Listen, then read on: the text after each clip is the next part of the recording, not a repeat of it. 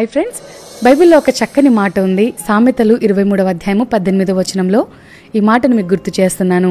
నీ ఆశ భంగము కానేరదు. నిజమే, ఈ రోజున దేవుని మీద నువ్వు ఆశ పెట్టుకున్నప్పుడు నీ ఆశను ఎన్నటికీ కూడా ప్రభువు వమ్ము చేయడు. బైబిల్లో కూడా దావీదు తన ఆశను ప్రభువుతో చెప్పాడు.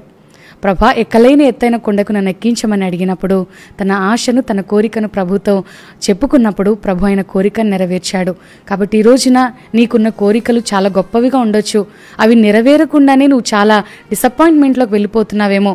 ఏంటి, నేను అనుకున్నది నేను సాధించలేకపోతున్నాను, నా ఆశను నేను నెరవేర్చలేకపోతున్నానన్న చింత నీలో ఉండొచ్చు. అయితే ఈ మాట నీ కొరకే.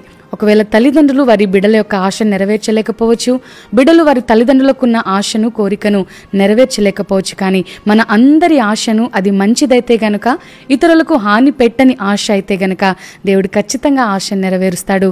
దావీదు జీవితంలో నెరవేర్చిన దేవుడు నీ జీవితంలో నెరవేర్చడా? అయితే ధైర్యంగా ఉండు, దేవుని మీద ఆధారపడు. దేవుడే నీ కోరికను సిద్ధింపచేసి నీ యొక్క ఆశను భంగము కాకుండా వాటిని నెరవేర్చి స్థిరపరచువాడు. God bless you all.